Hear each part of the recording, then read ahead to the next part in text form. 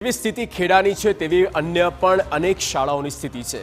TV9ના reporters બીજા જિલ્લામાં પણ ગયા અને ત્યાં પણ સ્થિતિ એવી જ છે અને આવી જ સ્થિતિ ભાવનગર બનાસકાંઠામાંથી પણ સામે આવી, જ્યાં બાળકો ઓરડાના અભાવમાં ભણતરની શોધ કરી રહ્યા છે।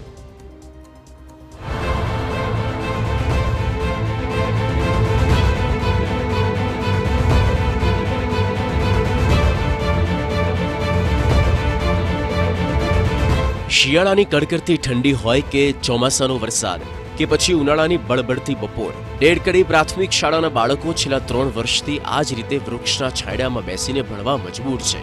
સ્થિતિ એવી છે કે સ્માર્ટ બોર્ડ મૂકવા માટે દિવાલ પણ નથી, જેના કારણે એસએમસી અધ્યક્ષના ઘરે જ ડિજિટલ બોર્ડ મૂકી દેવાયા। અનેક રજૂઆતો થઈ, પરંતુ હજુ સુધી શાળાના ઓરડાના કોઈ ઠેકાણા પડ્યા નથી।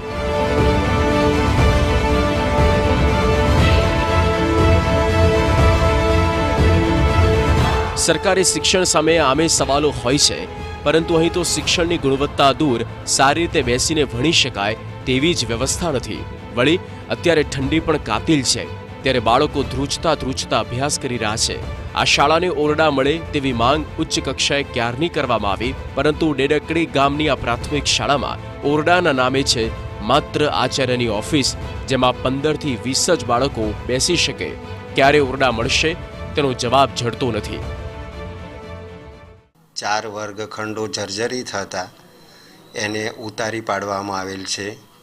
ત્યારબાદ એસએસએ અંતર્ગત 4 ઓરડા જે તે વખતે મંજૂર પણ કરી દેવામાં આવેલ છે। ગઈ તારીખ 4 ડિસેમ્બરના રોજ આ અંગેનું ટેન્ડર પણ વિધિવત બહાર પાડવામાં આવ્યું છે પેકેજ નંબર 4139 હેઠળ, અને એમાં ડેડકડીના 4 ઓરડાઓનો પણ સમાવેશ છે। આગામી દિવસોમાં એસએસએમ તરફથી એજન્સી નક્કી થઈ જશે, ડિપોઝિટ ભરાયા પછી વર્ક ઓર્ડર પણ મળી જશે અને ટૂંક સમયમાં વર્ગખંડોના બાંધકામનું કામ શરૂ કરવામાં આવશે। આમ તો પહેલા ઋષિ મુનિઓના જમાનામાં વિદ્યાર્થીઓ વૃક્ષના છાંયડામાં બેસીને ભણતા, પરંતુ ન હવે એ જમાનો છે, ન એવું વાતાવરણ કે હાડ થીજવતી ઠંડીમાં માસૂમ ભૂલકાઓ ખુલ્લામાં બેસી શકે।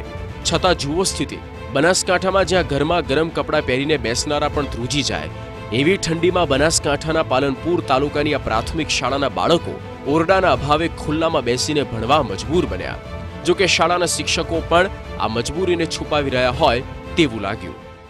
TV9 જ્યારે આંબીથા પ્રાથમિક શાળામાં પહોંચ્યું ત્યારે પહેલી સવારે આજે અહીંયા બાળકો છે તેઓ ખુલ્લામાં અભ્યાસ કરતા હતા।